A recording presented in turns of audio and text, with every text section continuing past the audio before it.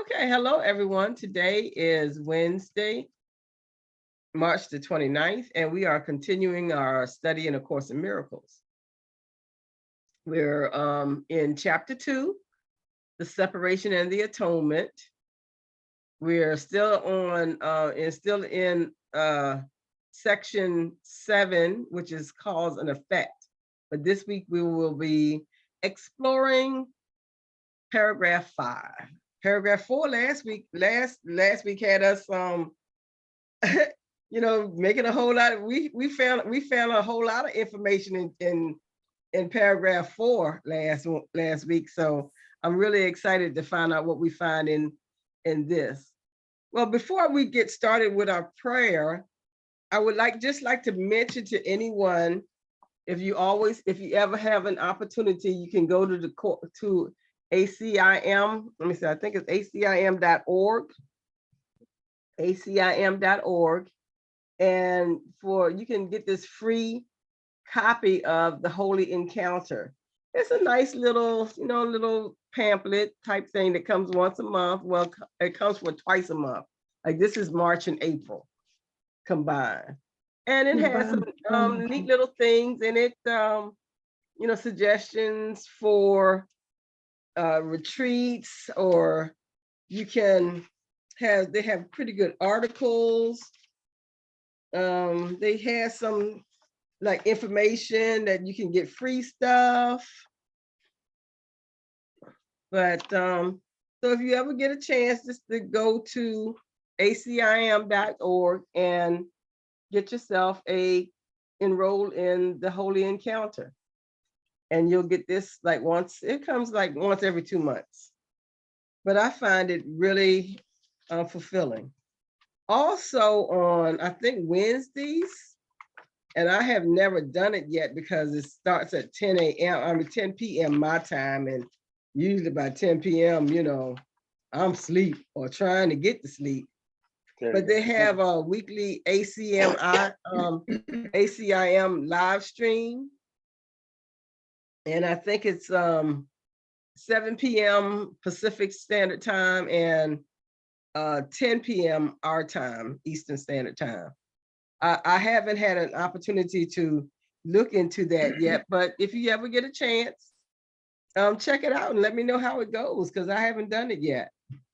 I'm not sure if you have to be a member of something where it costs money. For some odd reason, I want to say it costs money if you're gonna view it the night of. But I think you can look at it later on in the archives. Because they usually, what they do is they ask for a donation, and then they ask, if you want to participate without donating. So. Okay, so you've done that before? I haven't really tuned in, but I know I've, looked at it to see, what's involved. And I think it was when I was exploring their website, was how I came across the Holy Encounter, the little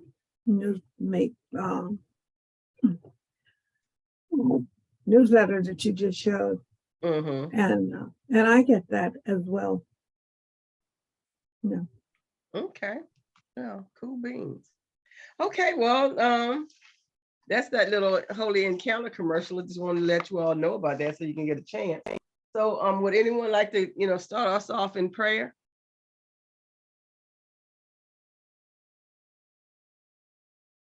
Okay, how about you, Forrest? Would you like to start us off in prayer? Sure. Can you hear me okay? Yes. Okay, sure. Dear Heavenly Father, we just come to you with open heart and open mind and say thank you for all that's given to us. So as we walk with you, we're knowing that we're called to do greatness for all people in the earth. So we're healed mentally, emotionally, financially, that everything is given to us for women. We're blessed and highly favored. And so it is. Amen. And so it is. Thank you. Fantastic. So Harriet, would you like to go ahead and start? Okay. As was already mentioned, we're in chapter 2, section 7 and paragraph 5. Nothing and everything cannot coexist. To believe in one is to deny the other. Fear is really nothing, and love is everything. Whenever light enters darkness, the darkness is abolished. What you believe is true for you. Let me read that again. What you believe is true for you. In this sense, the separation has occurred, and to deny it is merely to use denial inappropriately. However, to concentrate on error is only a further error. The initial corrective procedure is to recognize temporarily that there is a problem, but only as an indication that immediate correction is needed. This establishes a state of mind in which the atonement can be accepted without delay. It should be emphasized, however, that ultimately no compromise is possible between everything and nothing. Time is essentially a device by which all compromise in this respect can be given up.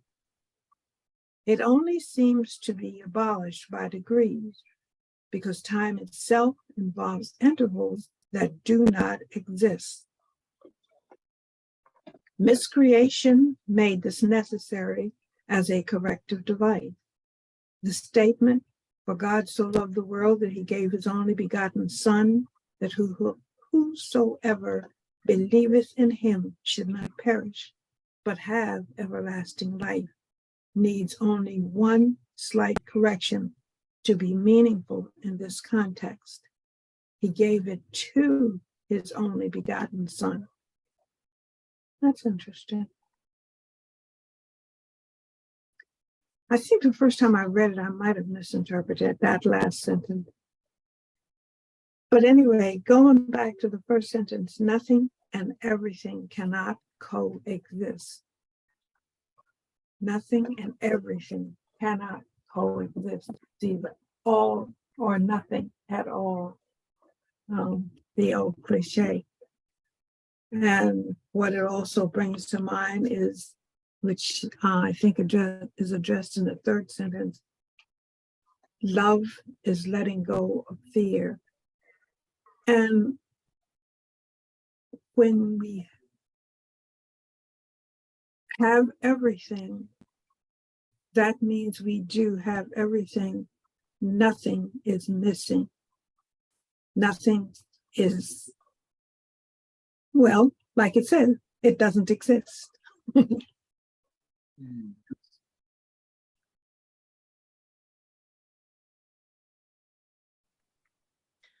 Yeah, one of the things that, for me, in the beginning, nothing and everything cannot coexist. That just simply didn't make any sense to me.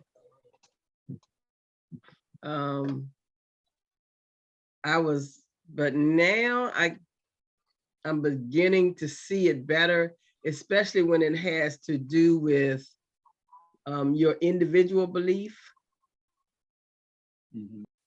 Because and we'll get to 2, and we'll get to them in a minute, but I'll just go ahead and say 2 for a second. To believe in one is to deny the other. And I guess that's, and that's really kind of what, like Jesus was saying in one of the Gospels, where he says that, you'll either love God and hate something else, or was it you love one and hate the other, or you'll love one and despise the other. And because I think that thing was a whole story or a parable about money. Yeah, I think you're right. Because I think it had something to do with, I know it ended up with God You and love mammon. one. Yeah. And I have always wondered about that word mammon and what it actually means. Yeah, I don't. Yeah, I What think does it that mean? Huh? I never looked it up. Okay. I know I've looked it up before, and I think it has something to do with, the manifested things. It's not just Mhm. money, it's, manifested things. But you're looking it up for me? I'm looking it up right now. Mhm. Okay.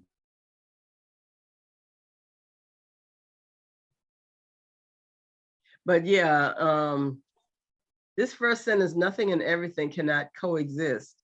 It really, you have to, well, I did anyway. I had to really begin to put things into perspective because, Mhm. there's always, I could never see as, nothing, all nothing and all everything. It was always kind of mixed up.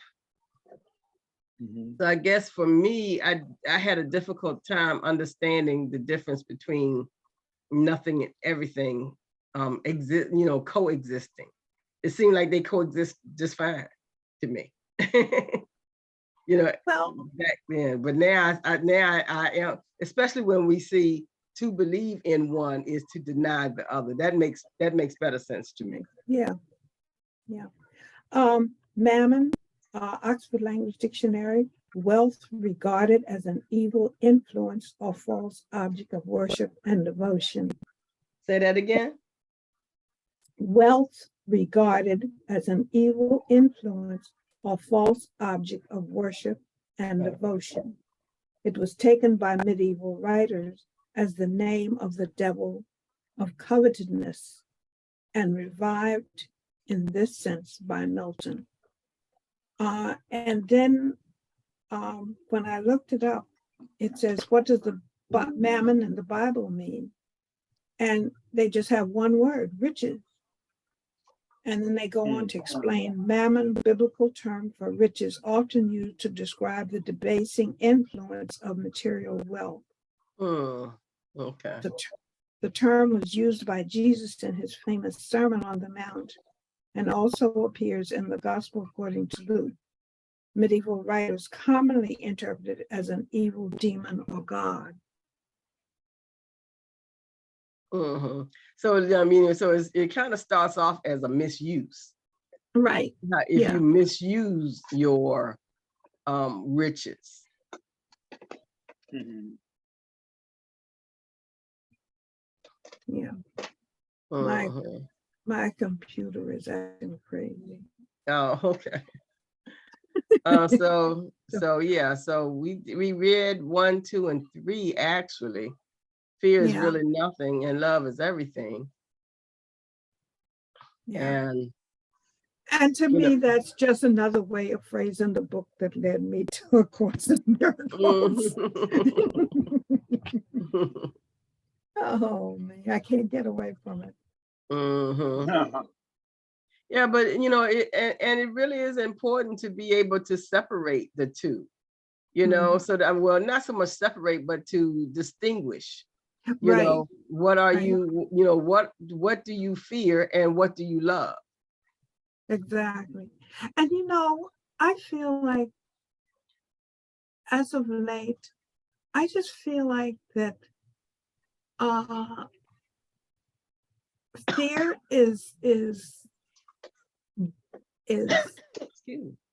I mean, I'm not saying that I don't have fears, but not intense fears like, you remember from when you were a child, like going somewhere in the dark all by yourself or that kind of fear. But of late, I have, and I would describe them more as concerns as opposed to fears. When I think about certain situations and what's going on, in our country and how some of our so-called leaders are, the direction that they're trying to take us. I have concerns about them, but I don't fear because I just believe in the power of the universe. and that everything will work itself out. I mean, we all, whether we look at it from an individual perspective or whether we look at it from a societal perspective, we all must go through storms. And the Bible tells us that it's the storms that we encounter that makes us strong. Mm-hmm. And I mean, if things come easy, and I can attest to this, if I encounter something for the very first time and I'll be able to maneuver whatever it is, if I'm able to do what needs to be done and be successful the first time, if somebody was to ask me to explain it or explain how I did it, I have to really stop and think about it. Mm-hmm. On the other hand, if I am given a task and I have to struggle with it, and when I do finally succeed, I have no problem in explaining why I was able to succeed, because at each step, or as I progressed through whatever it is that I was charged with doing or accomplishing, if I stumbled, okay, that didn't go so well, so let me try this. And you remember those things. Mm-hmm. Mm-hmm. Yeah. Yeah. I agree with you. Yeah. Let's see, number 4 says, whenever light enters, whenever light enters darkness, the darkness is abolished. No, we know that. Yeah. You Now, go in a dark room, you flick a you switch. flick the light on, there's still some darkness in the corner or something, but Right. it's There might be not some darkness, it's but you not can still. total. That's right. That's Yeah. exactly right. Yeah. Mm-hmm.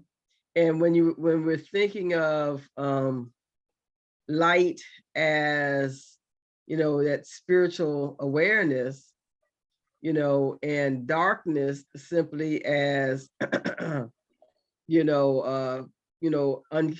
unconsciousness, or Mm. not understanding, or some fathom of of lack. So when that spiritual light comes in, yeah, I mean, you can see the issue a whole lot clearer. You don't have any dullness, or any nothing is obstructing your awareness. So yes, darkness is abolished then. Yes. Yes. Well, I think for me, I think life is like a roller coaster. 1 minute can be up, 1 minute can be down. So there will be never a life without trials and tribulations. I think that's a part of life. But what I try to do now is that if I'm seeing something that's going to make me have a problem, I get away from it. I don't go to it. I say, okay, that problem is going to have a problem. So what happens is I don't go to it. So when I see it, I can acknowledge it before it comes. Mm-hmm. Right. I see you, but stay away. Mm-hmm. Mm-hmm. And Like you could have said it better. and what you believe is true for you, and that is true. Mm-hmm. Yeah, because And then, I but can read the believe next, anything. right. And then read the next sentence, because I think those two kind of go together.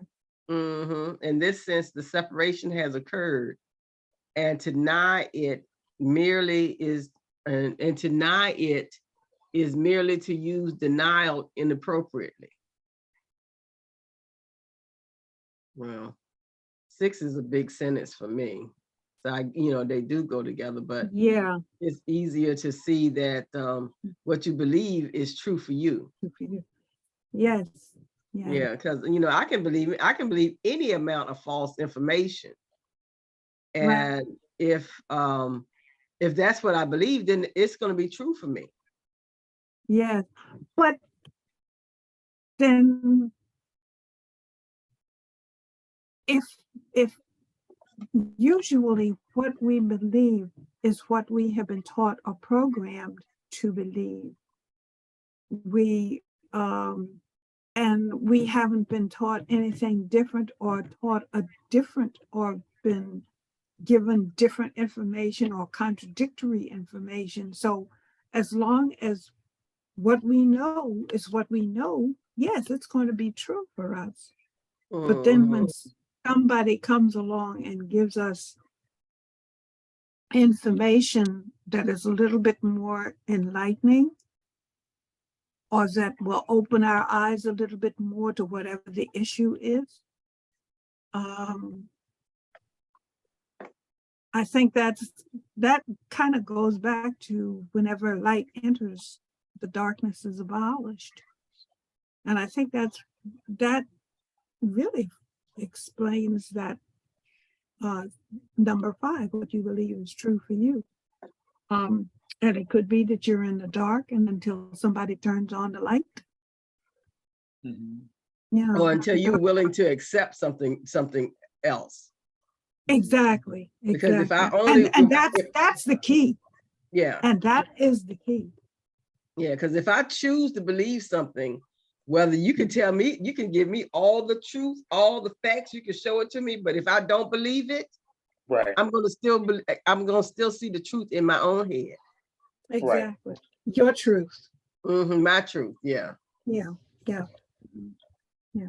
And you can usually tell when someone is accepting or not of when you're trying to enlighten somebody, you can tell by their reaction in whatever way they react, whether they accept or they're willing to listen. Because if they're willing to listen, that means they're open. Not necessarily that they're going to change their mind, but they are willing to listen. Yeah. Yeah. And to me, that makes a big difference as well. Yeah. Yeah. And when you believe something, that actually shows growth too.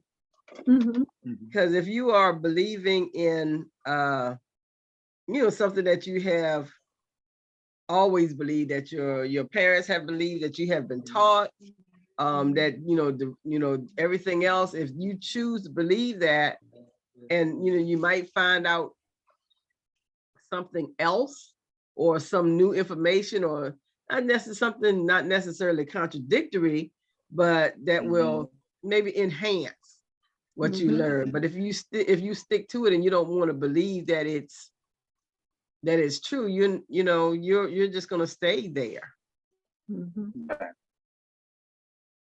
Let's see, number 6. In this sense, the separation has occurred, and to deny it is merely to use denial inappropriately.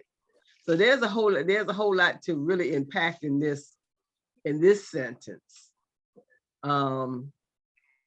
First, let's talk about the sense of separation that has occurred. Well, Harriet, you said it though. You said how those two went together. So how did they go together for you? What I'm seeing there is that if whatever, I think we kind of said it when we were just talking about how you know what you believe to be true, and whether you accept new and more enlightening information is what I was seeing there. In other words, and we just talked about this, you learn something, you believe it, nobody tells you anything different, so you continue to believe it. And over time, I think the longer something becomes entrenched in us, it can, and then again, it doesn't necessarily happen that if somebody comes along and gives us a more enlightening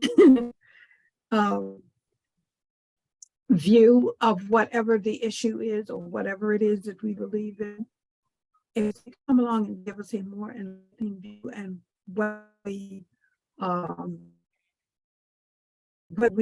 open to accept this information, or whether we just don't want to hear it, we want to block it off. No, I don't want to hear that. Get away from me, Okay, so that's the separation. Yeah, That's the sense of separation. yes, yeah. Okay.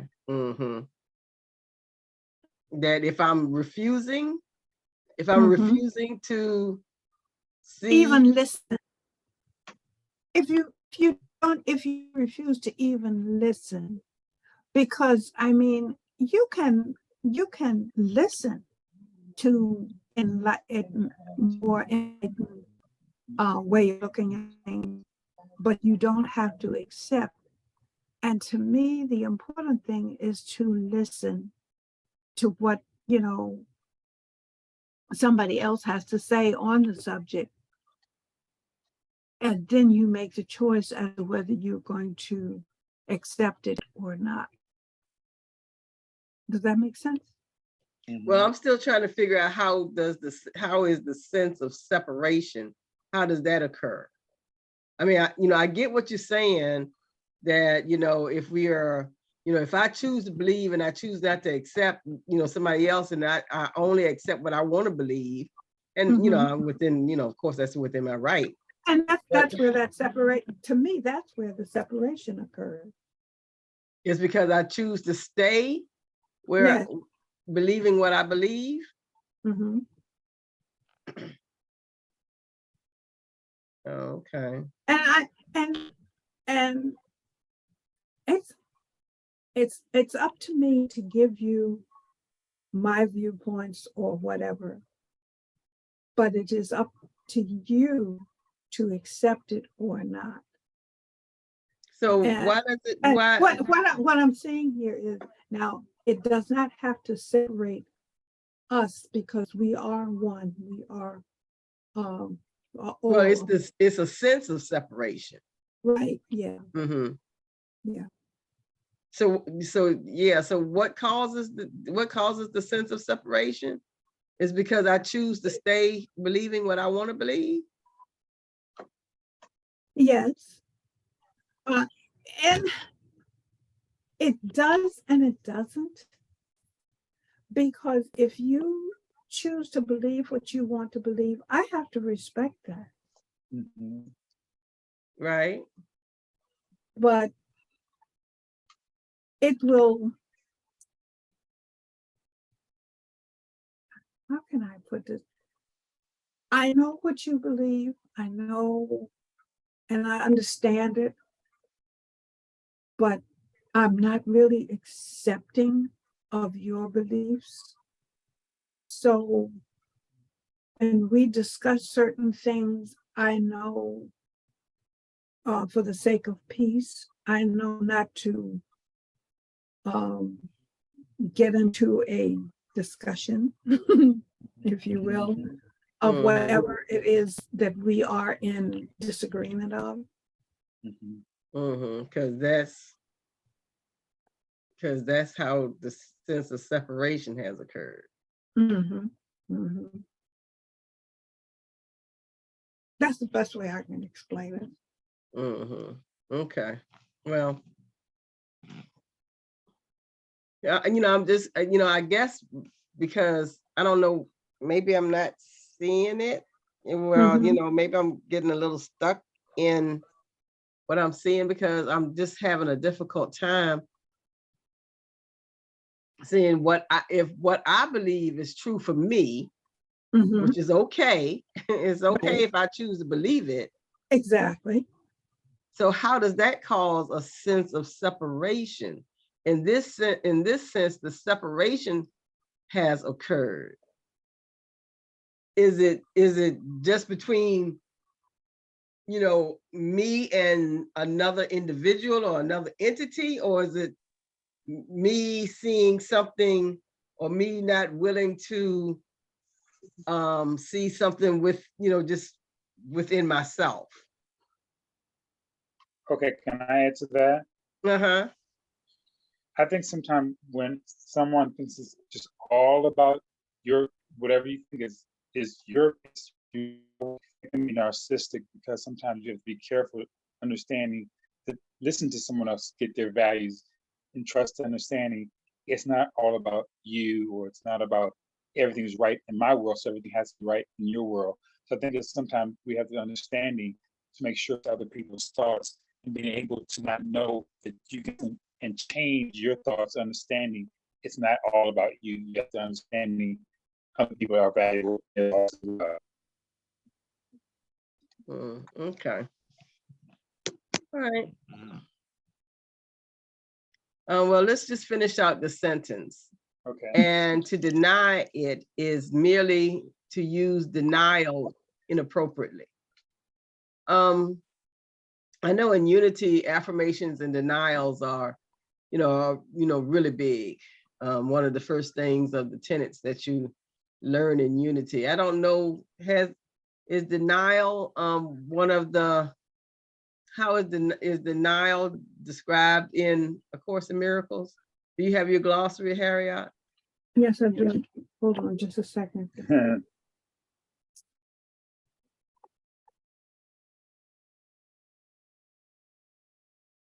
Denial, a refusal to admit the truth of something, the psychological defense of putting something unwanted out of one's mind, the decision not to know.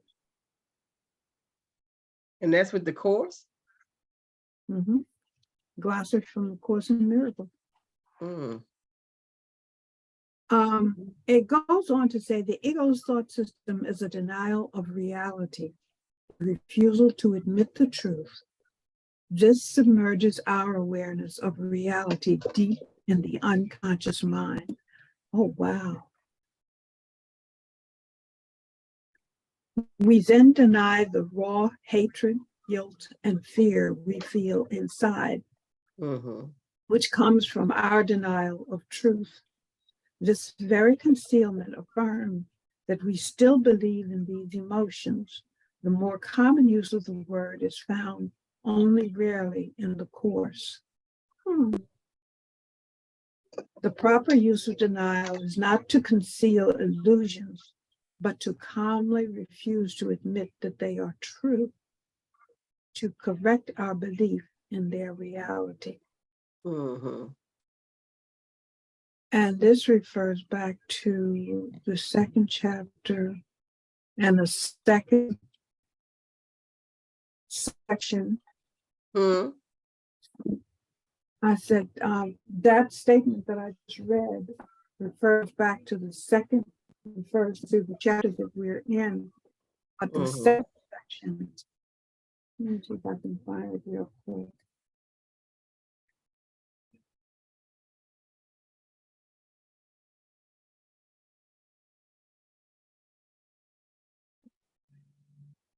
Okay. I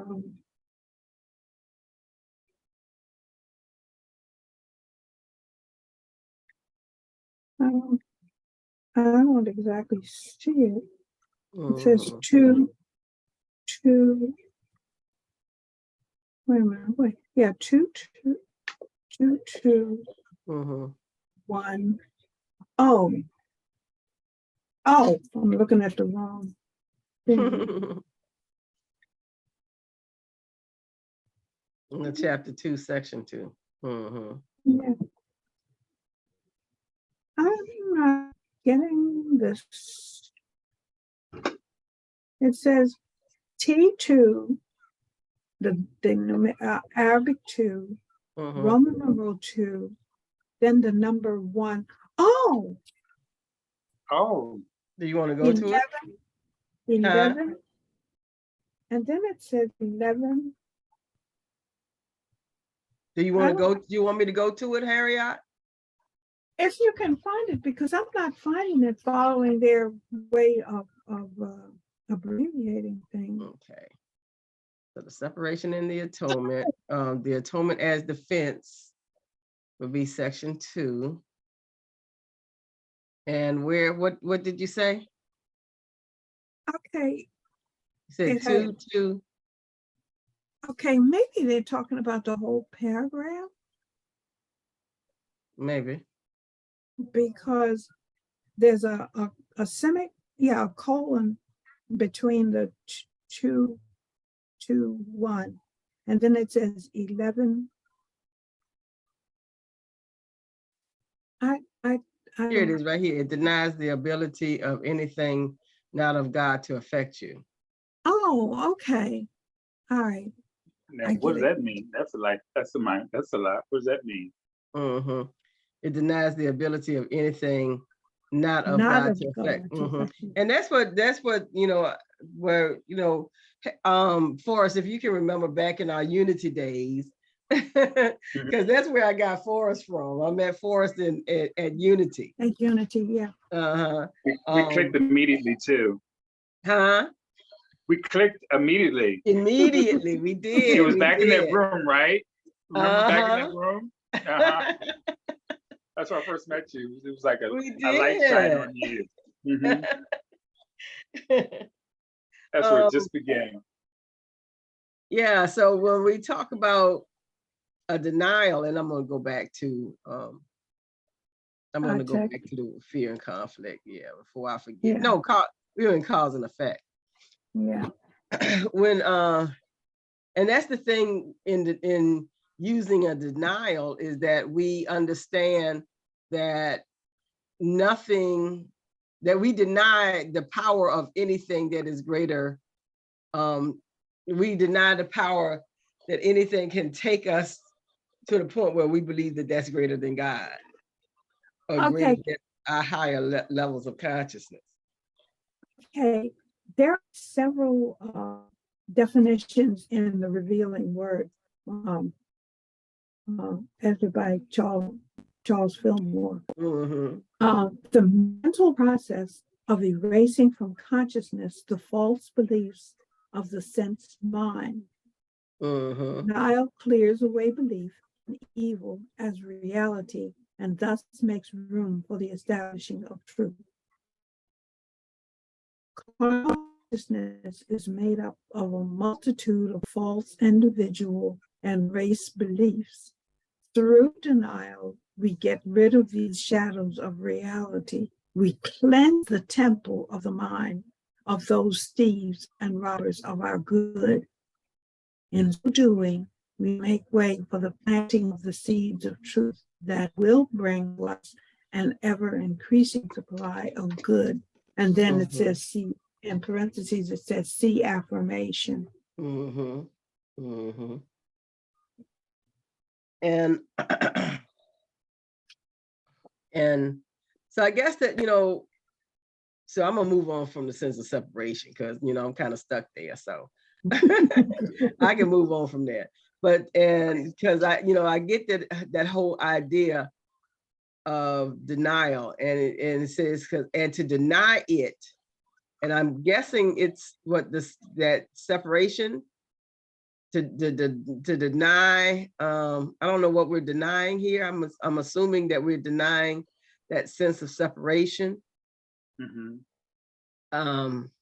Is it the sense of separation, or is it that nothing and everything cannot exist, cannot coexist? No, I was thinking of the word of truth. Truth. Where's truth? Oh, truth. What you believe is true for you. Okay. So to deny your truth is merely to use denial inappropriately. And let's look at this from the beginning, because this is getting me twisted up like a pretzel. Nothing and everything cannot coexist. Let me read that again. Nothing and everything cannot coexist. To believe in one is to deny the other. Fear is really nothing, and love is everything. Whenever light enters darkness, the darkness is abolished. What you believe is true for you. In this sense, the separation has occurred. And to deny it is merely to use denial inappropriately.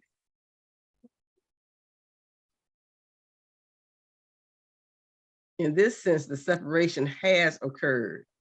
So the separation occurs when we are, trusting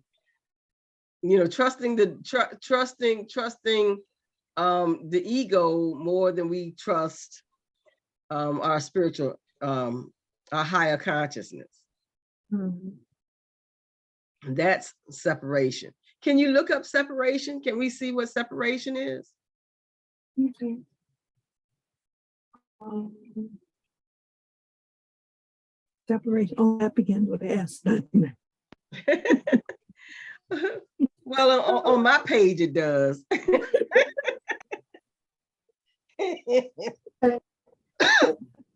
Third group describes the separation, the event in which we apparently separated from God, which gave birth to the entire phenomenal universe, including form, time, space, and perception, and which the mind reenacts in nearly every instant. The apparent split with God, for which the atonement is the reconciliation or remedy. The detour into fear, descent from magnitude into littleness, denial of union. Separation began with the idea that we could make ourselves into separate beings who were both special in the eyes of their creator and were self-created. This produced what seemed to be a real event in which we tore ourselves out of God's mind, shattered heaven into countless separate bodies and intervals of time, became isolated, and then made a world of separate individuals, forms, and modes. Yet the separation was merely a psychological event in which, through denial and dissociation, fell asleep to reality and dreamt of separation. In our dream, this experience has lasted billions of years, and that's billions with a B. But in reality, it lasted only an instant. But God's answer ended it immediately. And even this instant never occurred. The core message of the course is that the separation never occurred. Okay. Okay, so now I'm seeing it. Yeah. Now you got it. Yeah. Yeah, because I mean, nothing and everything cannot coexist. So, and to believe in one is to deny the other. So if I'm believing only in nothing, if I, I'm Eeyore.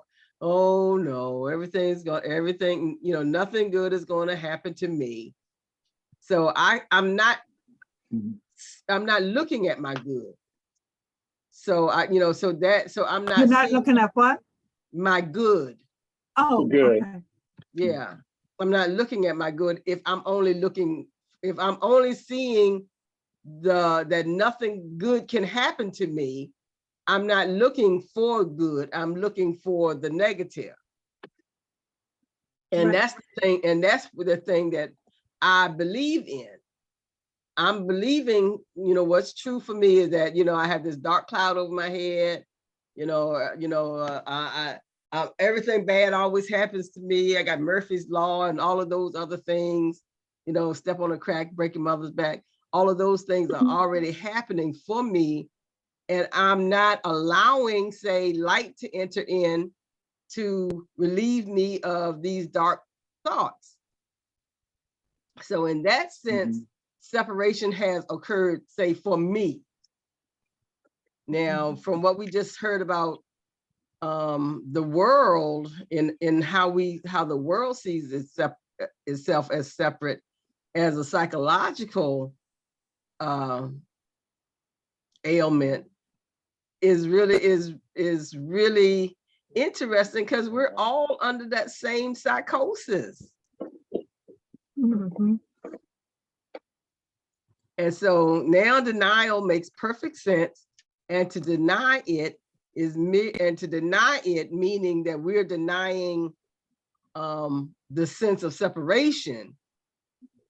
And to deny it is merely to use denial inappropriately, because I'm denying the truth because I'm trusting in separation, where I can begin to trust in the truth and not just merely in what I believe is true.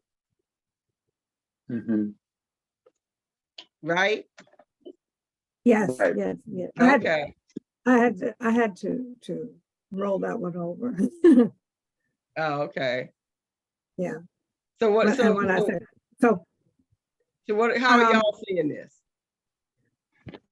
Or am I just still stuck? before we no, you're good. But before we go on, I just wanted to read what Charles Fillmore has to say about, and the revealing word, it talks about separation from God. Man, being the offspring of God, has the power to create. He has used his privilege and created a realm of error thought, which separates him in consciousness from the Father. So, and I think, to me, that is something that I am constantly trying to resolve in my own mind, because we talk about the Trinity, the Father, Son, and the Holy Spirit. When we look at the Course in Miracles, I got to put you on hold teaching. for a second. This T, hold on a second. Okay. I wonder, does she want us to wait until she comes back? We wait. I have to have a meeting at 6:30, so I'm good right now. Huh? I have a vocal lesson at 6:30, so I'm good right now. Oh, okay. Oh, okay. Was this a 2-hour session? No, it's just an hour and a half. We go till 6:30. Okay. Yeah. And I lost my train of thought. I'm sorry. Yeah, that's Andre. He's coming in now. Oh, okay. Okay. Yeah. I'm sorry. I was just telling Forrest I had lost my train of thought. Let me read that again, maybe it'll come back. And the offspring of God has the power to create. Oh, I know where I was going with that. He has used his privilege and created a realm of error thought, which separates him in consciousness from the Father. And what I was saying is, I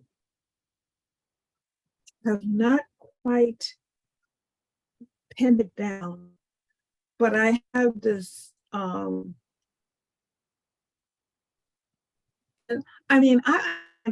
don't know how to explain it, because the Holy Trinity, the Father, the Son, and the Holy Spirit, are supposed to be one unit. Right?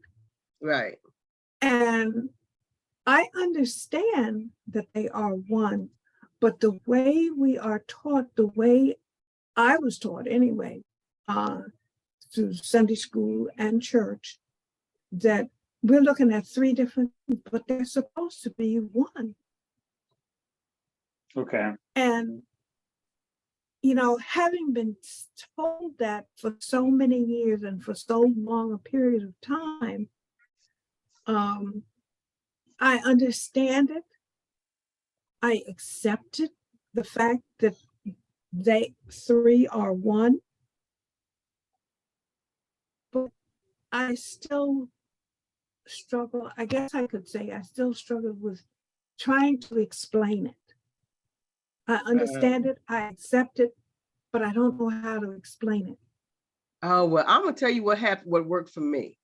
Back during that time, we were, Catholicism, that was, a part of our curriculum in school.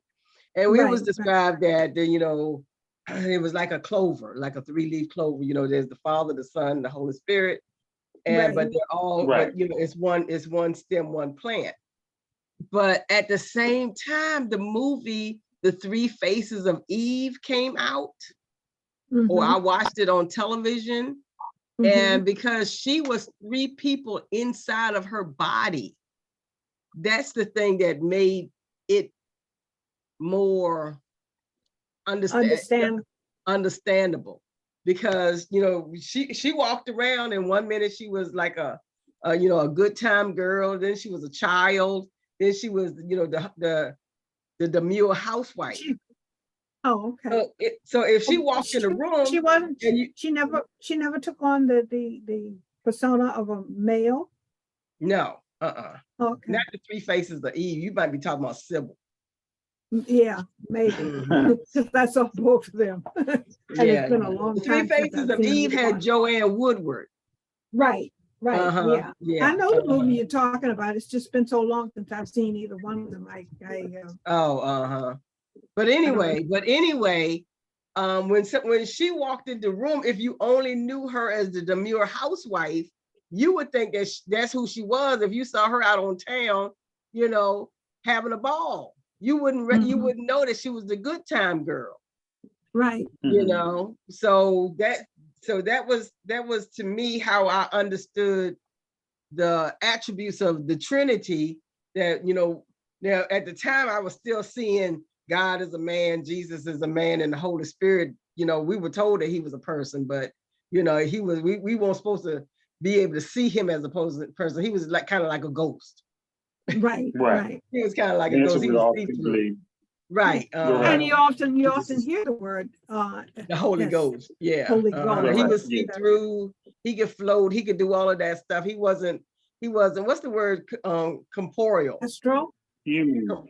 Corporeal, when, he didn't have a physical body. Right. Right.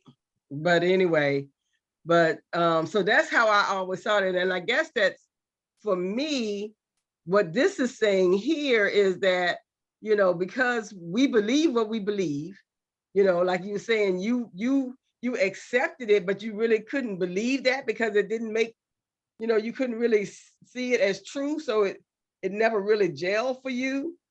Mhm. But, but how this is saying is that because the world believed that it was separated from, we're just going to use God because God is often used in vernacular of A Course in Miracles. That we were separated from God, thrown. What did one of us say that, like pulled apart and thrown into the universe as different as different individuals. So, and each one of them psychologically believing that God is somewhere else and not with us. God is a human or some type of humanoid being that is somewhere else, and we are separated from that being unless we give that being some type of worship or plants or make him some kind of promise or vow. So I think that this is really helping us to be able to see that if we accept, because accept it is a big concept, because I don't have to accept I don't have to accept that God is not a separate being in the sky. I don't have to accept that. I can clearly believe that and talk you down, argue you down to the point, that's what it is. So I think that I think that when we really choose to accept change, and that's the miracle, isn't it? The miracle is, a change of Yeah. perception. Change the thought process. Yeah. So I agree. Even like with me, I always looked at God was separate, not God within. So for me, I always thought like you said, a ghost of spirit. I never thought he was, humanizing God within. So again, I always thought it was separate also. And that's because we've been told that. And Exactly. when we look at other people, they're separate from us. We don't see ourselves connected with somebody else. We know that if somebody says that they're going to go to, say, France, and they'll be back, in a couple of weeks, that they are now separated from us from time and space, or time and distance, really more so than space, I guess. But they are separated from us from that. So we see, that's the thing that we believe in. We have believed in this whole sense of separation down to our very core, because we see, there's an elm tree, there's an apple tree, there's a gum tree, there's a rubber tree. So we see everything as also as separate. Right. But I think even with your ministry, Penny, I want to just give you some acclimates that you help us to see things more differently for what we were taught. So I think I'm grateful to understanding that I'm here to look at different things differently. So I want to say thank you. Oh, thank you. Thank you. But this is what the course is, is helping us to be able to see a different, and it's not, I don't even want to say different. Is different the right word, Harriet? I think it's a more expanded view, because it's not really different. It's just expanded. And to see, because the one thing that kind of sticks with me is the fact that when we see each other, when we see our sister brothers, we're looking at ourselves, and if we judge them for something that we think is an error, then we need to look into ourselves and see. And it's to me, it's giving me a different perspective, and to look on everybody that I see as a human being and with love. That's, I mean, that's just, a part of what it does for me. Well, hi, Andrea. Yeah, I know you've been here for a minute. Hey, Andrea. Did you want to, I don't know if you've been able to follow our ramblings, but I don't know if you want to jump in on this sticky subject that we're on. I'm quiet right now until I can at least catch up, but it sounds good. So I'm quiet till I can catch up. Okay. Well, I know one thing, when you come, you have some good thoughts that we enjoy. So take time. Okay, so you want to, are we ready to move on? But you know what, one of the things that we probably, it would, really behoove us to do, and this is something we had talked about earlier, but we don't really do it as much. We might need to have one whole day where we're just really delving into words like separation, like denial, like, even light and darkness, so that we can really begin to understand and comprehend how so that we can help that shift our perception. Right. Yeah, that sounds like a good idea.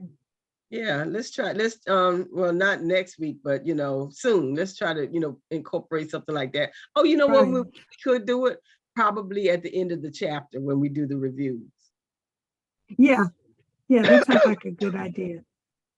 And do it at the end of each chapter. You're saying? Yeah. Okay. Yeah, that sounds like a good idea. Yeah. Because for a while, I been a little negligent because I've been trying to keep a journal, of what we're going over.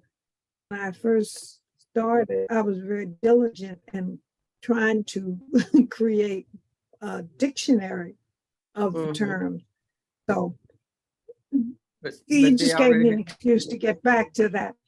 yeah, because they they already have a dictionary. Well, when I say a dictionary, it's For using you, the your diction. dictionary. No, my dictionary is a composition of Fillmore, A Course in Miracles, Right. and the Standard Dictionary.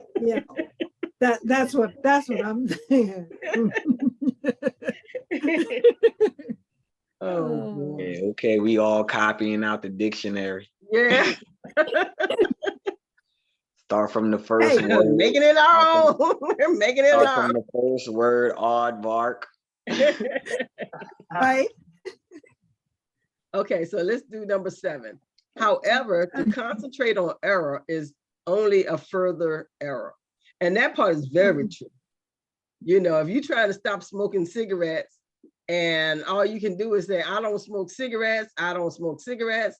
And I remember one time I was outside and I was smoking a cigarette, and this guy who had just stopped smoking cigarettes walks up to me. He says, cigarette, cigarette. And I said, what did he do? wow. What did he do? Take yours? No, he just mentioned that I was smoking a cigarette because he stopped smoking cigarettes. So I guess, I don't know, he saw a cigarette and needed to comment on it. And I was saying, oh wow, you're so perceptive. You're so smart. Yes, this He is was saying, I got you. but when you are really trying to stop doing something, every time you see it, your whole trigger. Yeah, your first thought is, I don't do this anymore. I don't smoke cigarettes. I don't like cigarettes. Cigarette, cigarette, cigarette, cigarette, cigarette. As opposed to just thinking about, wow, I can breathe so much better. Oh, wow, I'm not chained to this, whatever this costs. Like, because I don't know what cigarettes cost now. I don't have a clue how much a pack of cigarettes costs. I think they up around Coming $5. from the smoker, coming from the smoker. Oh, okay. I forgot we had a smoker. Yeah, coming from the smoker. I really haven't pushed that issue on certain things like that, but I do understand what you're saying when it comes to triggers. If I'm busy all day long and I'm doing busy work and I'm not in those habits are not on my mind, I'm not thinking about it. But as that man that walked past you while you were smoking a cigarette, you smell good. Mm-hmm. You smoke a cigarette, you smell You good. smell good. Cigarette. Like, Cigarette. and it's the senses of the body. Once again, I think it's where you're coming from is it's not only changing the habits in your mind, is reaffirming and resetting, pushing that reset button on the habits that you are used to. Right. And wow, Pen, I never knew that you ever smoked. Oh wow, yes, I never knew that you had ever smoked. I had never seen you smoke. Wow. It's while we were growing up. Now the other ladies, mom, grandmothers, aunts, and all of them, yeah, anytime you go in the room, it's a cloud. So you want to find your mama, it's follow the cloud. Follow the cloud. But in the smell of coffee. I was just about to say, all the smell.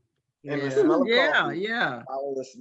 So it's that way. So if it's something that not only a habit that has been passed along, because it was just something that not necessarily passed along like here, you do it, but something a habit that you have seen and it was easy to pick up. And it's been incorporated in your everyday life.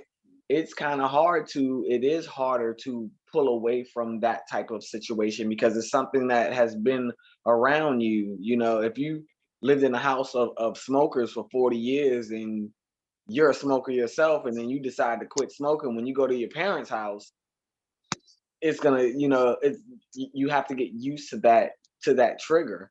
So you have to get Mhm. used to that smell where normal people, well, I won't say normal people, but people who are not smokers say, "Ooh, whoa, that stinks," or "Ooh, you Mhm. smoke," you know, Mhm. "Oh, your car smell like cigarettes," and you're like, "Oh, dang." You know, you have to train your body as well back to that reset button. Mhm. And this is what this is saying. Mhm.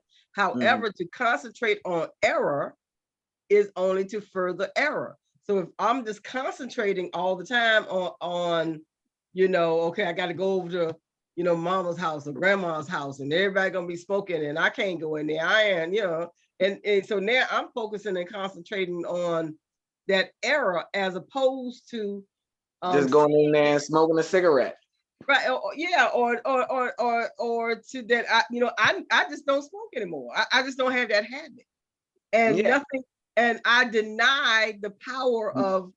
of anything to come in to create or to disrupt what I believe.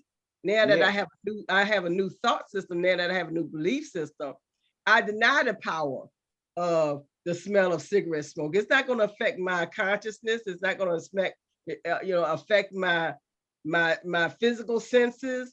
It's not going to it's not going to affect anything. I'll go in there free from that because Mhm. I'm not going to concentrate on that error. Mhm, Okay. Let's see. mhm. Do anybody want to read number 8?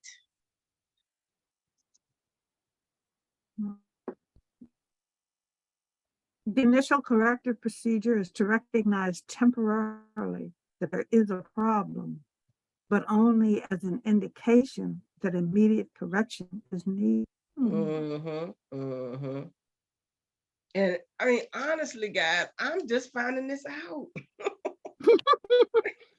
I'm just starting to use this when I'm saying just starting like since February.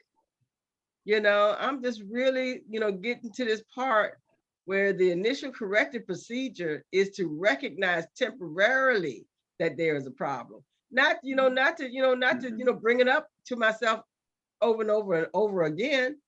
I mean, and that's what I have always done, because I have always been overweight. Even when I was, young, I guess there might have been a time or two when I was like the normal range of a person that's, my height. But most of the time I've always been kind of thick, you know. So, but I used to always tell myself constantly, oh, I'm so fat. I gotta lose this weight. I gotta lose this weight. I'm so fat. I gotta do this. I gotta do that. Oh, I can't eat that. Oh yeah, I'm gonna eat that. And then, but it was a constant barrage of that in my head. And it wasn't until, like I'm saying, really like January, February this year that I realized, oh, it's not. I love myself. I love my body. Mhm, I love who Mhm. I am. I'm still sexy. I'm still vibrant. I'm still, Uh-huh. healthy. I'm still all of these Mhm. things. But, instead of me looking at what I don't want, I'm starting to look at what I do have. and being Good. grateful. But it's taking me 65 years, y'all.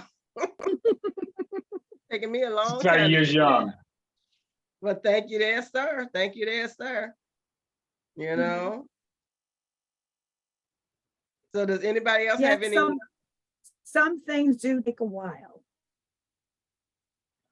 As you were talking about smoking, and I started smoking, I guess, when I was in my early 20s.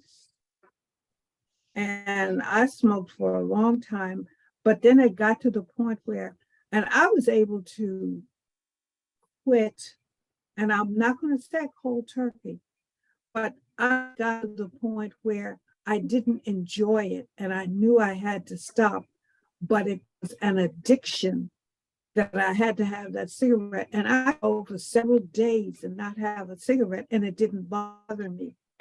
But if something triggered me, or aggravated me, then rather than go and bum a cigarette, I would go and buy a pack. And of course, spent money for this pack of cigarettes. I ain't gonna take just one out there and throw it away. So I wind up smoking the whole pack. But, and I can't actually say the day or time when I smoked my last cigarette. On the other hand, my brother was able to do that. And I think there was some event or something that helped him to remember, when he smoked his last cigarette. But I don't remember when I smoked my last one because, like I said, I had gotten to the point where I didn't really enjoy it. Mm-hmm. And I would go without a cigarette for, a while. Something would aggravate me, cause me to pick it up again. And then I'd smoke a couple of weeks and then I, wean myself off. But Mm-hmm. So actually, you were actually doing that. The initial corrective procedure is to recognize temporarily that there is a problem, but also as an indication that immediate correction is needed. So like you said, you would go out and buy another pack and, you spend money, so you're going to smoke them, but, still probably all the whole time you like you said, you weren't enjoying the cigarette. exactly. Or you weren't enjoying you weren't enjoying the cigarette, or, you were no longer enjoying the problem, because Exactly. now it had become a problem for you. So then you recognized that there was a problem, but, you were always thinking that it needed to be corrected, or that not even needed to be corrected, that it was corrected, because, needed still is that desire or yearning, something that is keeping us attached to the future as opposed to now. Exactly. Excuse me.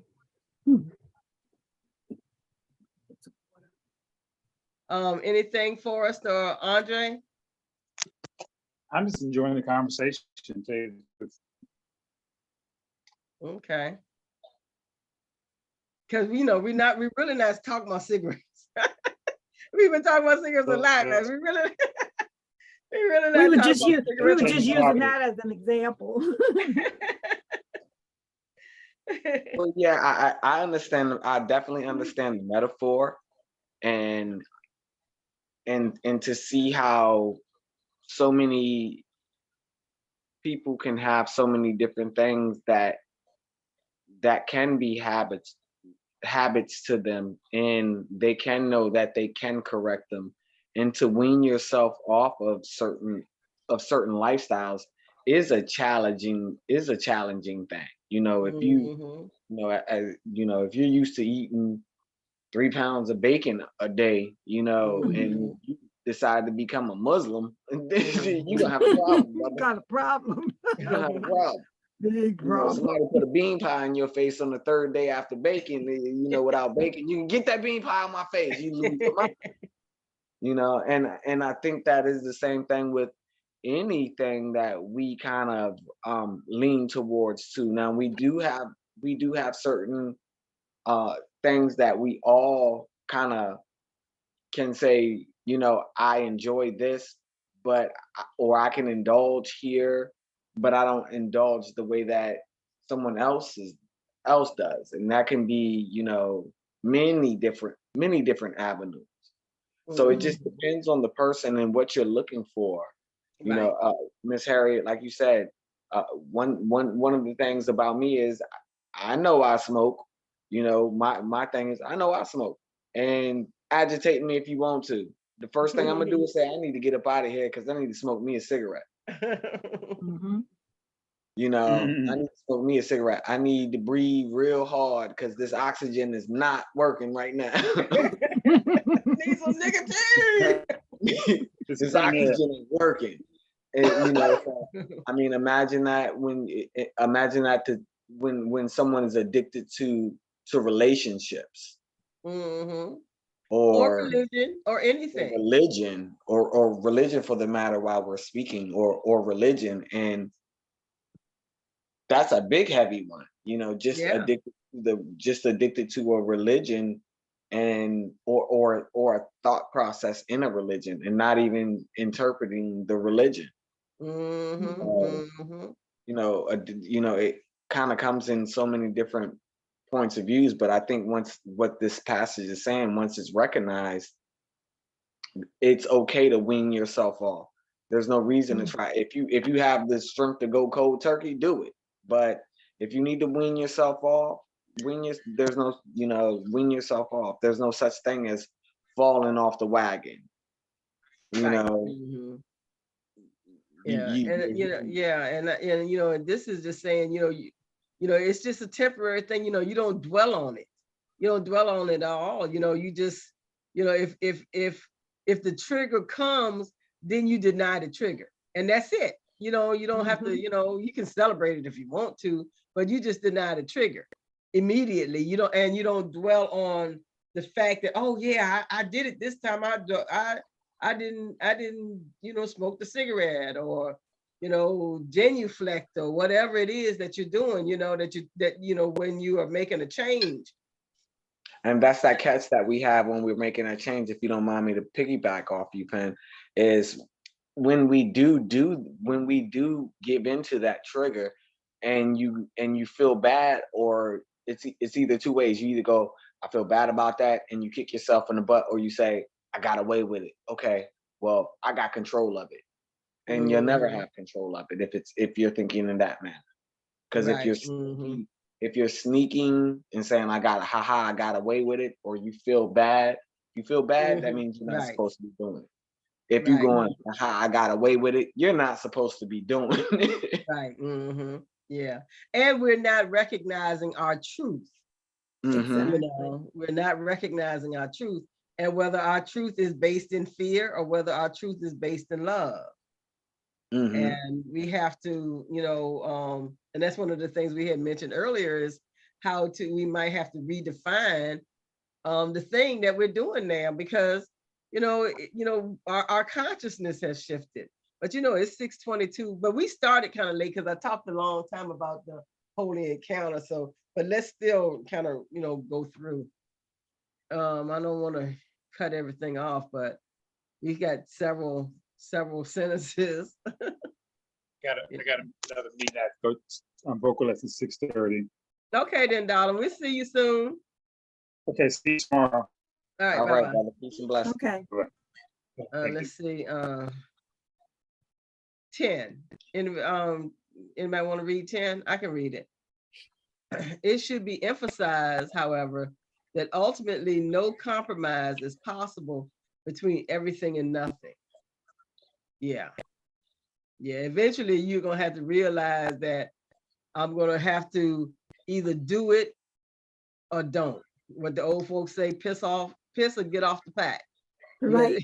You gotta want to do one thing or the other. I have heard that in my life. Either do it or don't. Mm-hmm. Mhm. And I have to tell myself, and I'm beginning to tell myself, like on a regular basis, you know, I got to be about it. I can't talk about it. I gotta be about it, because I'm one of the people. I'm one of that kind of person that will talk about it all the time. I'm full up with knowledge and information, but I Procrastination. gotta start to spend some of that sometime. Right. Mhm. Right.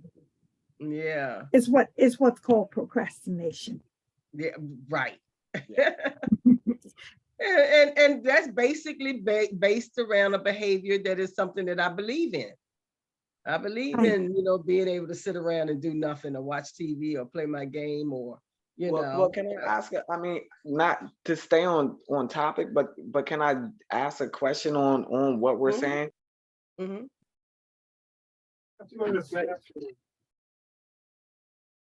Say that again. Oh, you're muted. I'm sorry, Pen. When is it a time for us to understand that, to settle when we know that we're in a situation where we're handling the blessings that we're given? It may not be coming to us as fast as we want it or as fast as anyone else wanted. But if we are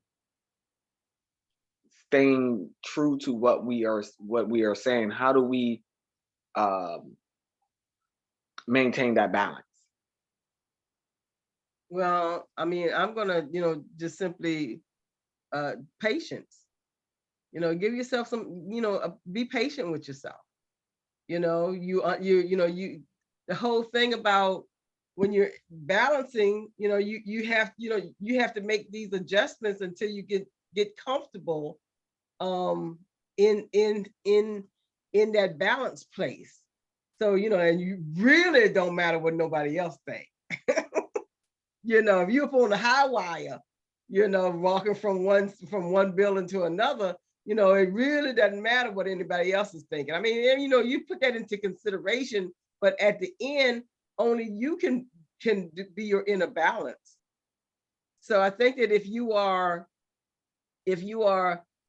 just making some adjustments, just be patient with yourself, because you're creating something new for you in your life. You're allowing a new perspective, a new outlook. And just like, new babies just don't pop out as soon as you get pregnant. The baby takes a little bit of while to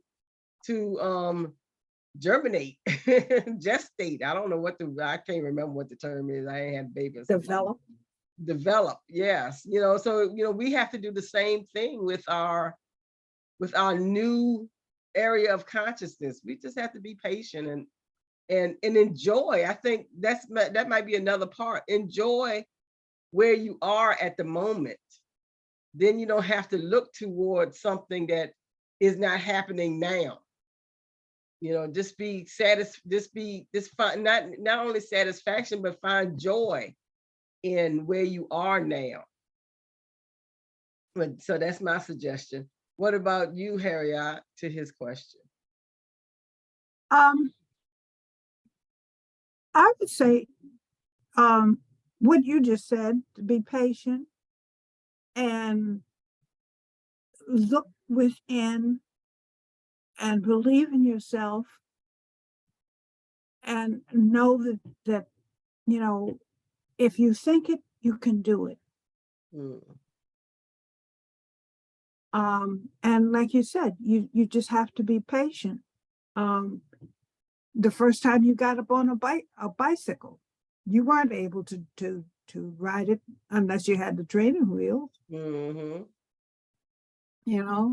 So these things take time. And of course, the older you are, the longer you live in one or follow one type of lifestyle, and before you decide you want to make a change, it's going to take longer to make that change, so to speak. So, like you said, and patience is the key. Does that answer your question, Andre?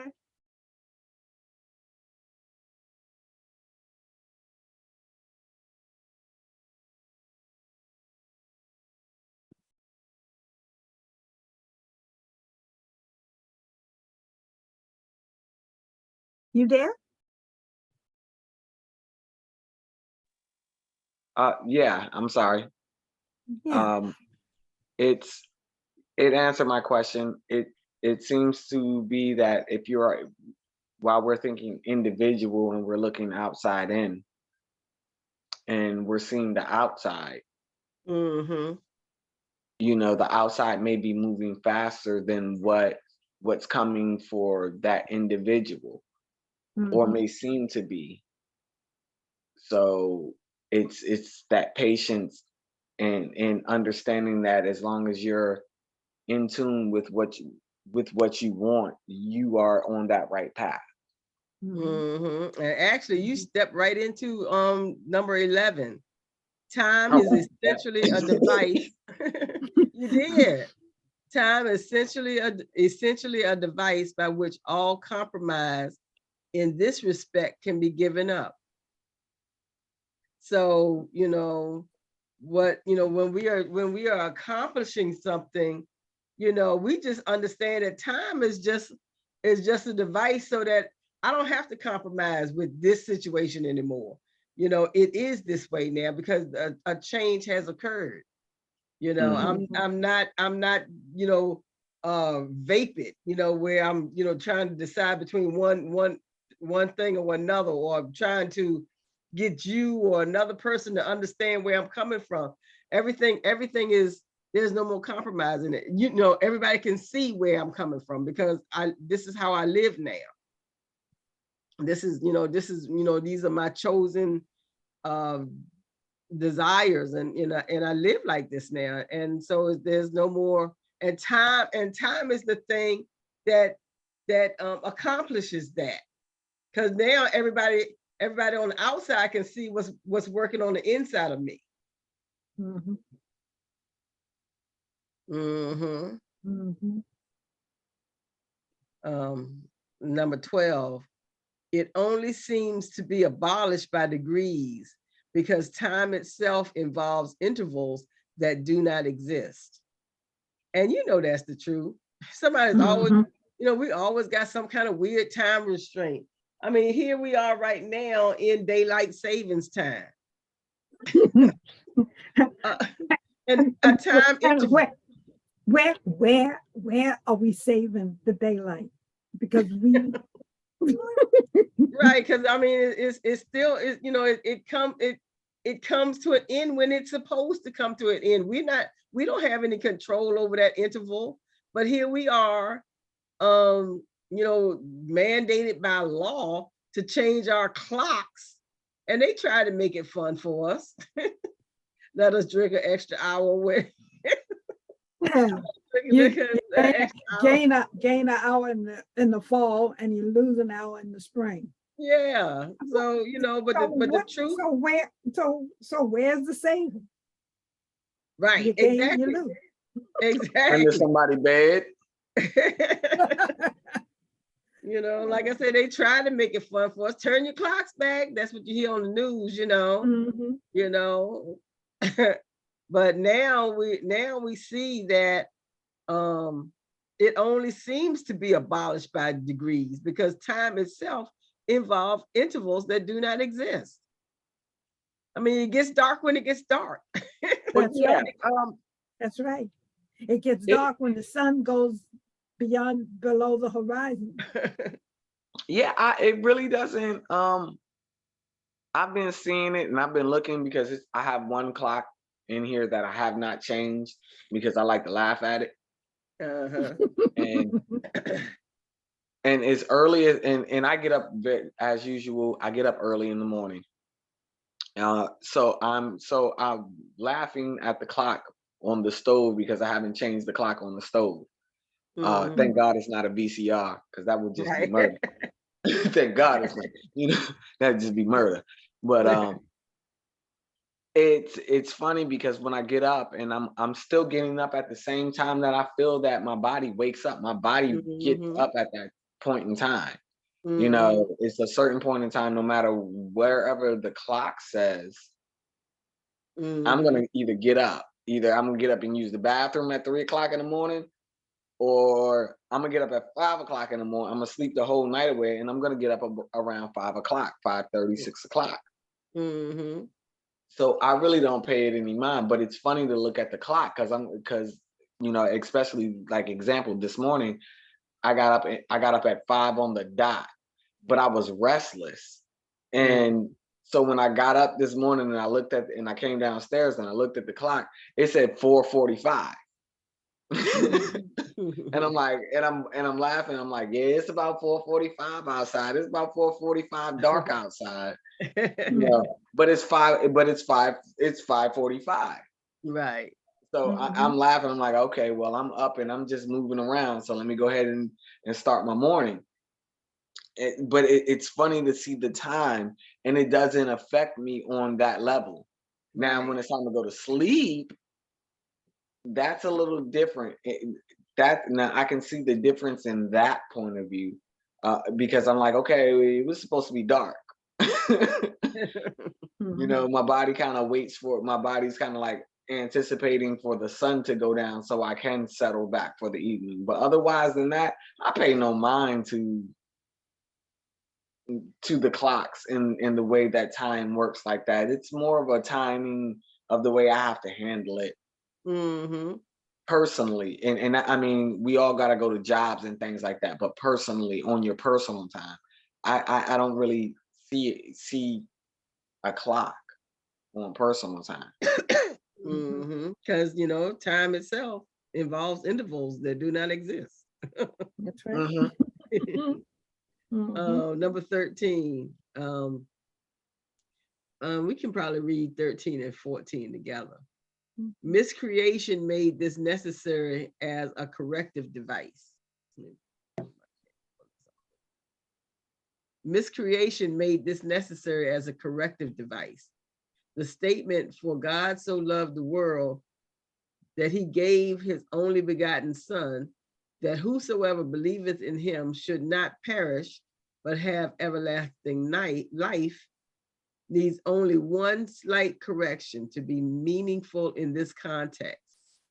He gave it to his only begotten Son.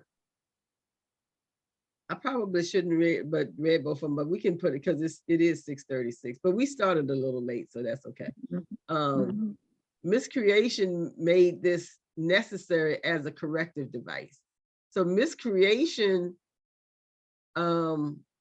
made that interval of time, the device of time, a corrective device. Miscreation made this necessary as a corrective device. How are y'all feeling with that? Y'all help me out with that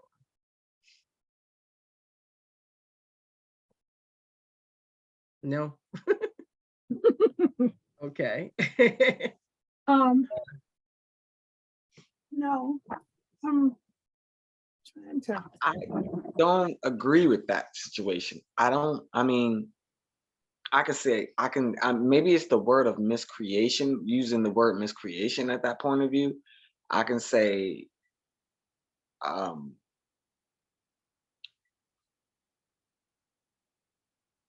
What it did, kind of reminds me of a yin and yang, an opposite, but not necessarily.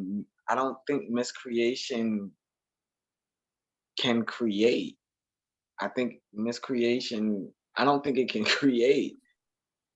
So I think it can only flow down that certain path. I don't think it can manifest anything that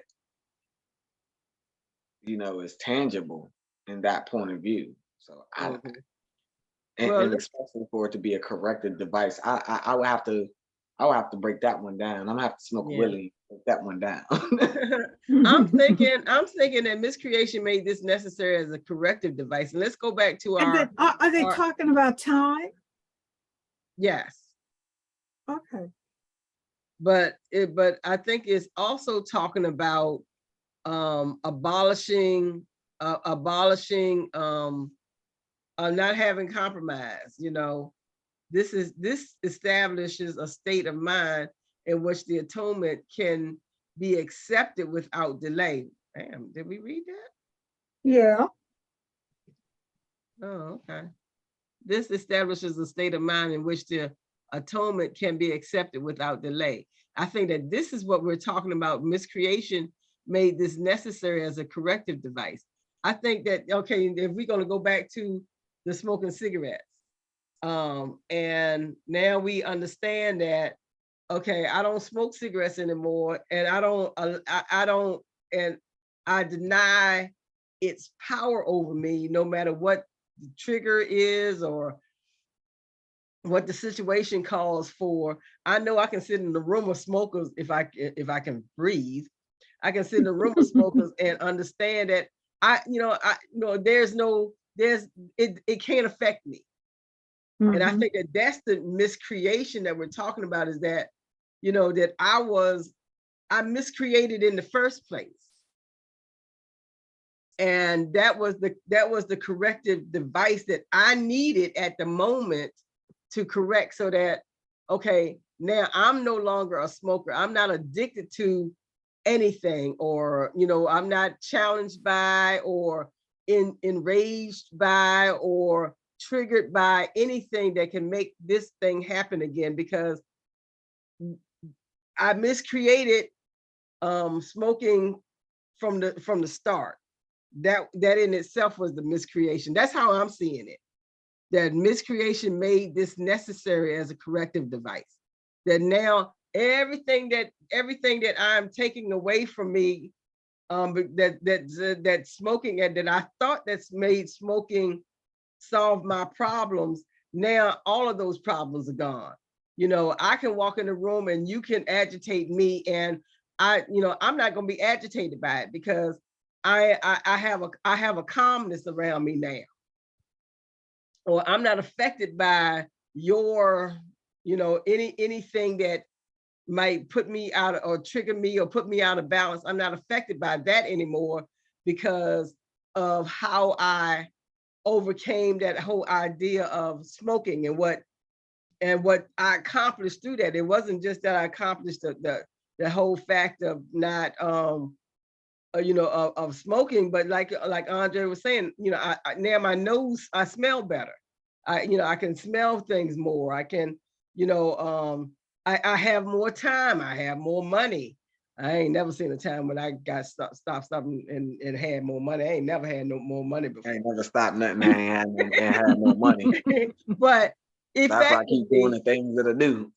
right? But effectively, all of those things that I can look at and see that has been corrected because of that one single miscreation. That's how I see that. So, and now to number 14 that we read, and we're going to rush through this kind of sort of. Hate to do that, because but it ends up with there needs only one slight correction to be meaningful in this context. He gave it to his only begotten son. I don't get that either. For the statement, for God so loved the world that he gave his only begotten son, that whosoever believeth in him should not perish, but have everlasting life, needs only one slight correction to be meaningful in this context. I guess it's the context of where miscreation is necessary as a corrective advice. I guess. Okay, yeah, I think that's where I was speaking from. I kind of heard you read the whole paragraph, and mine is kind of small, so I could the reading Well, is let me kind of pull it up a small. little bit. I'm sorry. Oh no, no, it's just my phone. He gave it, and the slight correction is he gave it to his only begotten son. Well, that seems like two different things to me. It's two different subjects. The statement, for God so loved the world that he gave his only begotten son. Because, He gave it, yeah, meaning help the me out with that. world. Okay, for God so loved the world that he gave, and what the correction is saying is he gave the world to his only begotten son. Oh. That's the way I'm reading. I don't mean, as opposed to he loved the world so much that he gave his only begotten son. He gave his only, he gave his only begotten son, or he gave his only begotten son too? I'm saying the it is the world. Well, Because that's what it's saying. That's how I'm seeing it. Okay. For God so loved the world the world is the it, that he gave his only begotten son. Mm-hmm. Right. So So what the original the sentence correction is saying is that he gave it to his only begotten son. He gave what, the world? yeah, that's the way I'm interpreting that I mean, correction. why would you That call the world? Why would you switch the? I mean, why would you switch the world out for it?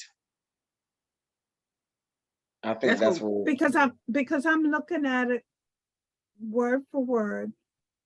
God so loved the world that he gave his only loved the world that he gave his only begotten son. He that gave it to his only begotten son. He gave, and like I said, the way I am interpreting it, I don't know if I'm right or wrong, but the way I interpreted it, he gave the world to his only begotten son. But when you look at the original sentence, to me, that is saying that God sent his son to be sacrificed for the errors of mankind, for the rest of humanity, or however you want to put it. well, I know that's how we were taught, for sure. Mhm.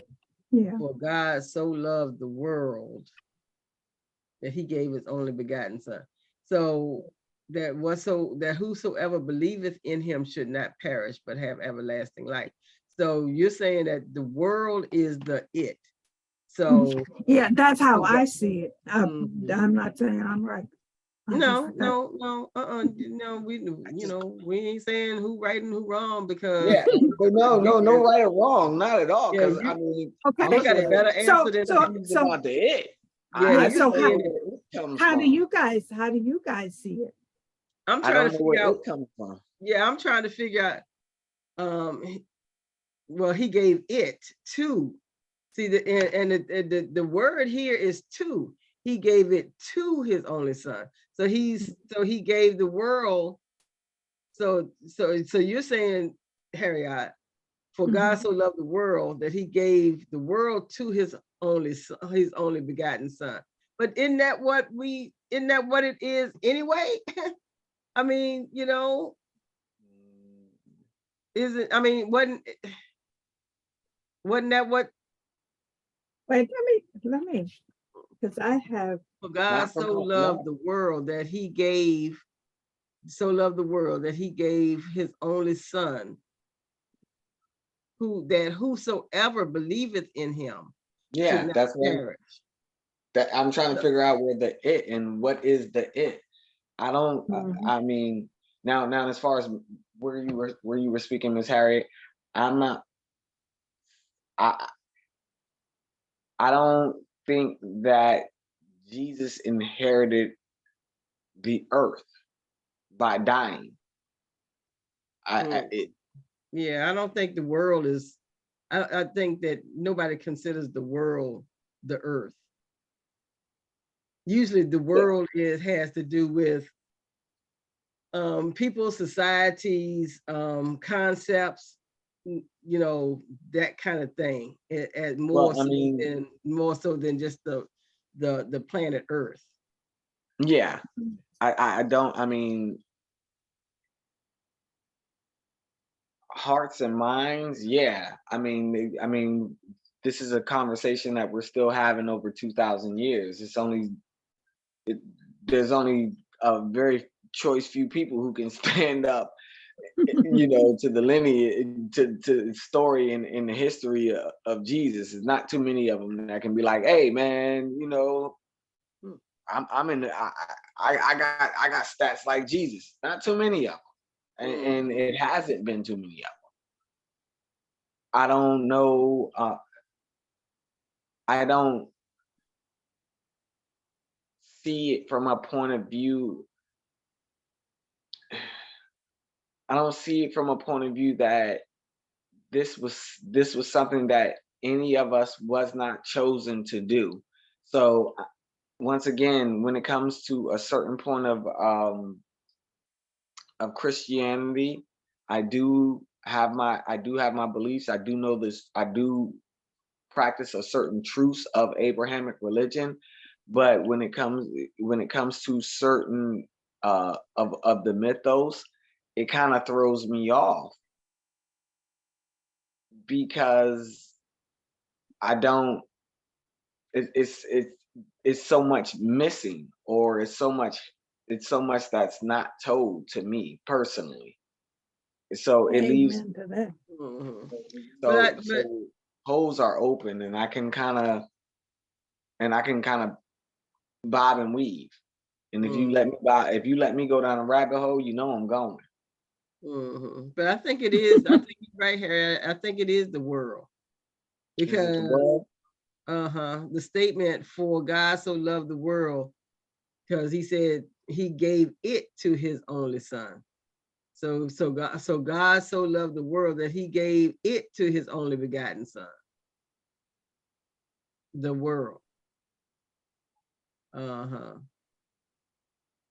So because usually the thing is it's backwards that we got Jesus, Mm-hmm. but this is saying that Jesus got the world, as opposed to it being, for the world, meaning whosoever believeth in him should not perish. That's the world. So that's what God is, so that's who, that's part of the world. So they're saying that instead of looking at it from the perspective of all of the humans on the earth that got Jesus, Yeah. God gave all of that to Jesus, Well, that was complicated. Yeah, it was. That was a tongue twister. I gotta go. I got some studying to do. That is mess my head up. Okay. Well, yeah. I unfortunately, because I have another copy of A Course in Miracles put out by the Circle of Atonement, and it is not as concise as the version that we're using put out by the Foundation for Inner Peace. And unfortunately, because I was trying to compare the two copies, and there's an expansion, there's more in the Circle of Atonement edition than there What's is in it? in the, yeah. When I say expansion, they kind of elaborate. What or does they, it say? Unfortunately, I didn't get that far. Oh, I thought you said you were looking at it now. No, I looked to see, but I had gotten I got to section 7, but I only got, I think, as far as paragraph 3. Oh, right. Yeah. Right. Well, To where I was kind of making the I definitely can agree with that in that saying, as far as instead of us inheriting what we have been taught, that the sacrifice was to inherit, for us to inherit godly, like it was for godly like to inherit us. Right.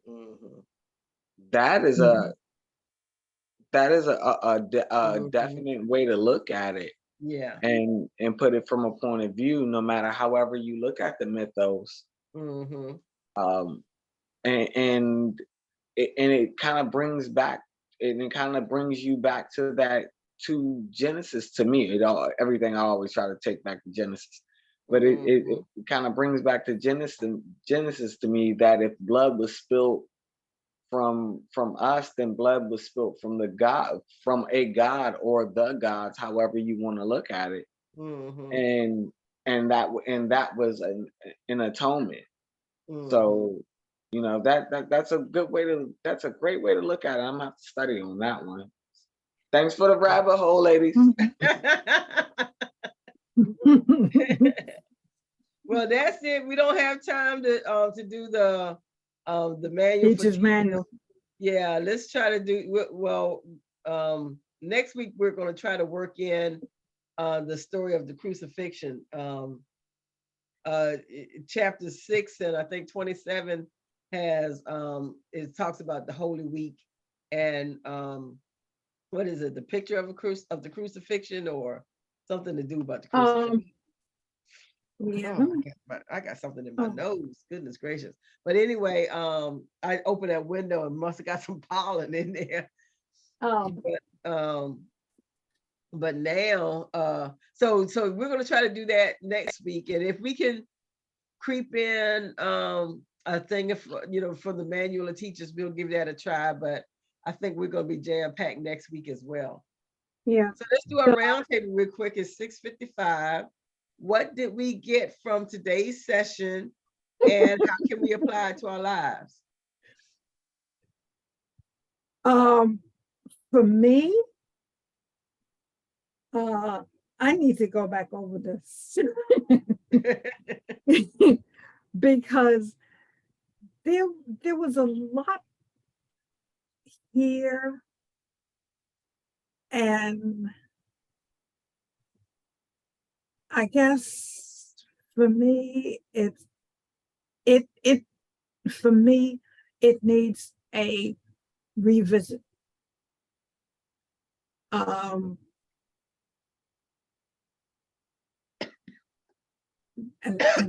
that's all I can say, really. I just need to visit this particular paragraph. Well, I think the whole thing that I got from it is this up in here where it says, the whole thing about the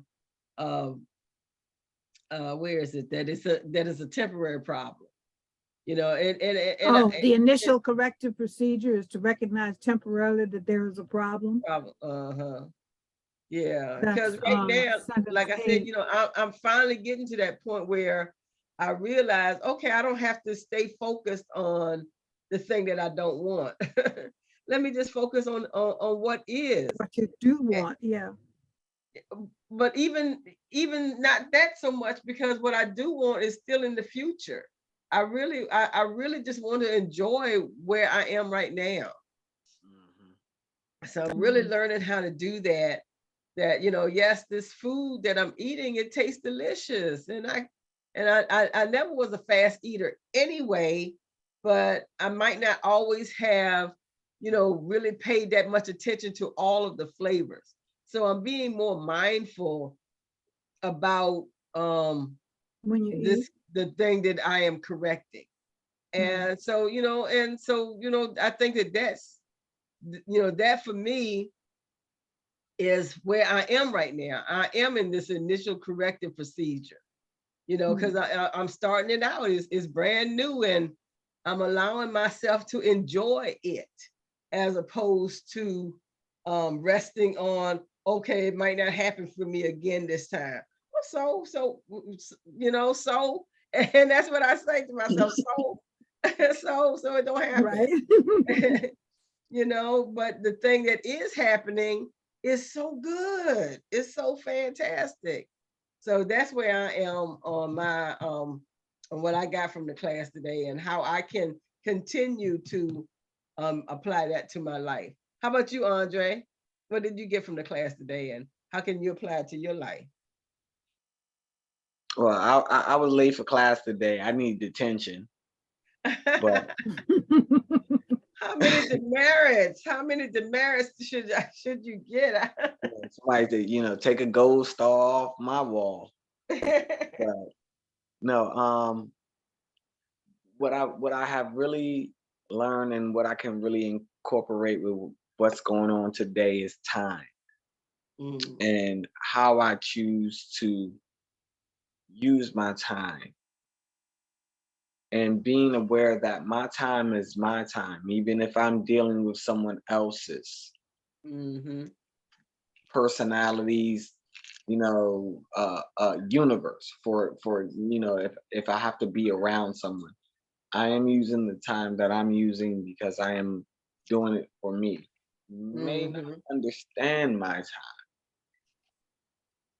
but it's my time. And as long as I can respect and stay in my time, I don't have to worry about miscreating in my time and in someone else's time. Right. you know. You know, so a very good lesson for me to learn today, and I'm actually going to see if I can definitely remember to write this a little bit of this down so I can quote this, because this was a good one. So it's really taught patience, and I thank Oh, you well, all. I'm gonna give you back your gold star. You got all of this out of that. You don't deserve a demerit. You got something good out of this. Give you back your gold star.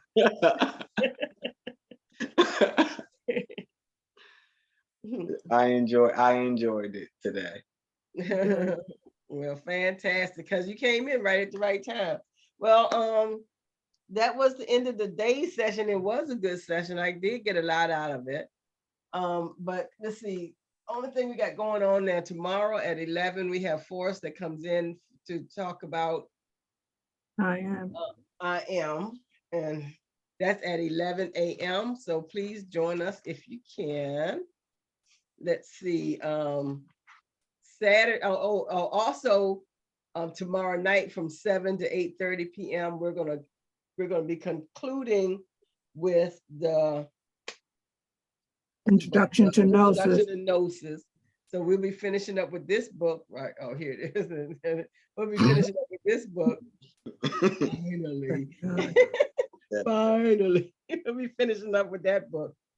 So that's from 7 to 8:30. Now, and let's see, on the 20, that's it. That's this Saturday after that is April. Oh, so we're going into April. The Saturday is April the 1st. Yes, angels. April Fool's Day. April Fool's Day. Okay. And we're gonna be talking about angels. We're gonna be talking about angels. So that means I'm thinking that next month is a month away. I gotta start doing some. I gotta start doing some investigations or some homework. Well, we know who daylight saving time got. A whole month behind. A month behind. Not a couple of hours, not 1 hour, but a whole month. But one of the things that I do want to be talking about with angels this week is their hierarchy. So that's what's happening on the 1st. The 2nd, April Sunday, which is Sunday, is journal group. I'll probably do the same thing like we have been doing, going through some prompts. But I was really thinking about creating our own affirmations and denials. So we might end up doing that, especially since we just had a cold session on denials. So that might be part of our journaling this weekend on Sunday. A couple of good things that's exciting that's happening. I spoke with Sakina, and one of her friends from the Gnostic group that she's in is going to come in and visit with us on April the 6th from 7 to 8:30. So we'll finish up that book, the introduction to the Gnosis, and the following week is when we'll have somebody will talk to us about the Gnostics and that group and where they came from. Hopefully, I'm assuming that we might find out some history about the Gnostics or what and especially what are the Gnostics doing today. And let's see. Also on the 22nd, we have the Hip Hop Hierophant that's coming in. And she's going to be talking about astral projection, and that's Saturday. Saturday at April the 22nd. Her name is Joy Tremuel, and she will be talking about astral travel, not astral projection. I'm sorry, astral travel. So we got some exciting things happening in the month of April. Yes. So so that's it for today. Would anyone like to close us out in prayer? Or want to talk about it, have any comments or suggestions or? Just don't forget to subscribe, like, and comment on our YouTube channel. Okay, thank you. And yeah, you gonna close us out in prayer? Yeah, I can do that. Let us sit back, taking a full, deep, cleansing breath.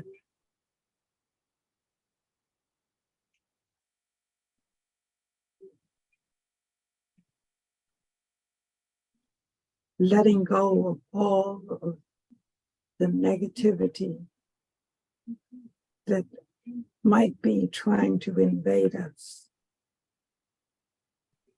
telling it to get away from me. And let us express our gratitude for this time that we have spent together, becoming more enlightened, more understanding, more loving, and embrace the knowledge that we have gained as we have gone over this course of miracles today.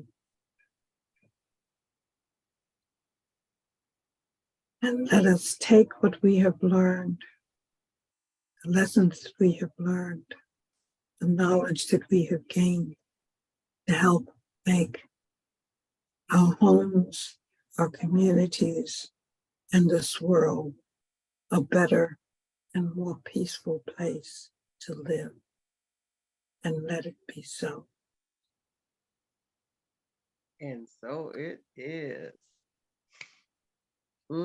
Thank you. That was beautiful. That was very, very beautiful. Thank you so much. And I particularly needed that. Thank you. Well, that's it for tonight, folks. We'll see you tomorrow morning if you can make it at 11. All righty. See you later. Love you. Bye all. Bye.